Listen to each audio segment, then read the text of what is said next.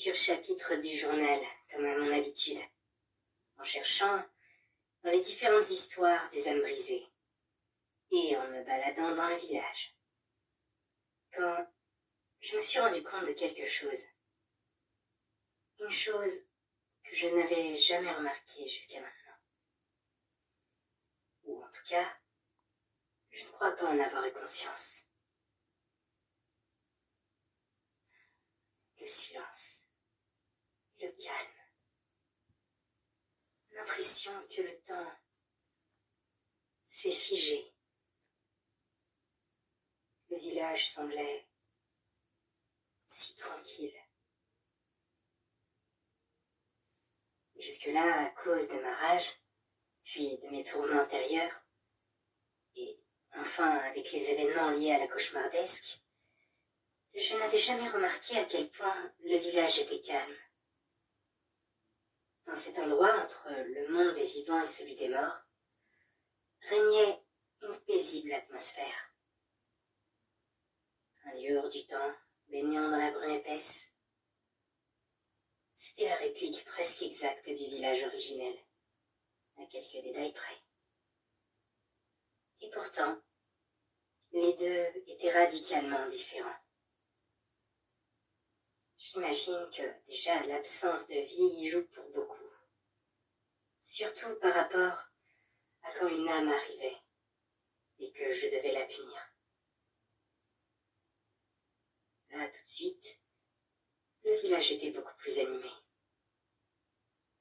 Mais depuis que j'ai bloqué l'accès du village aux âmes, celui-ci est devenu un lieu où règne une certaine quiétude.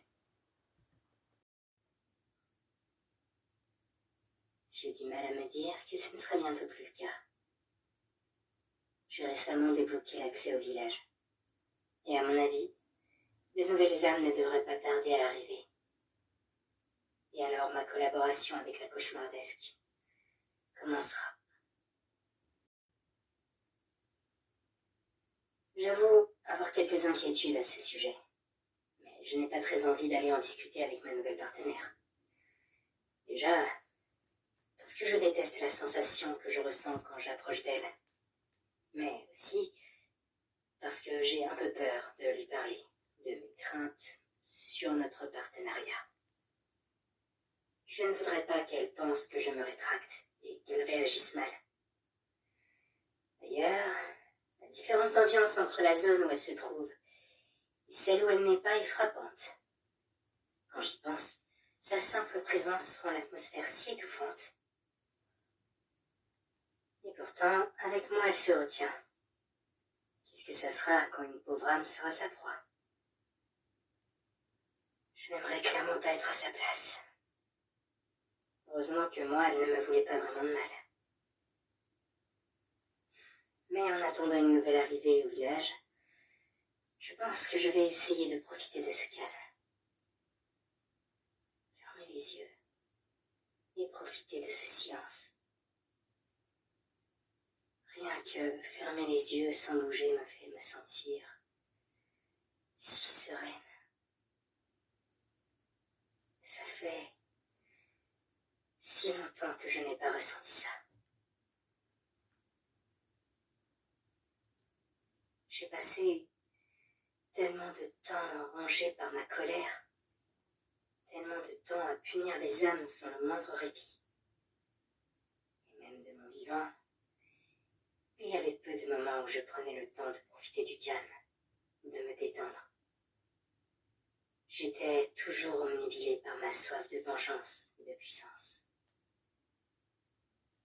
Au moins, écrire dans ces pages, même si ce que j'y raconte n'est en général pas très joyeux, j'avoue que ça me détend un peu. J'aimerais en profiter encore un peu. Juste encore un peu.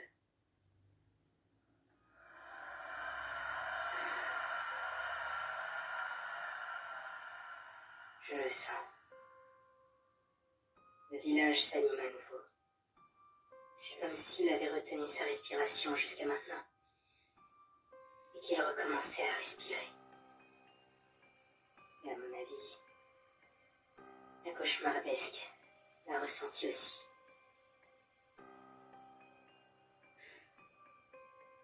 Je pense que je devrais y aller.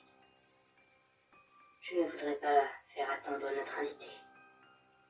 Et encore moins ma chère partenaire. Moi, je sais de quoi je parlerai dans le prochain chapitre.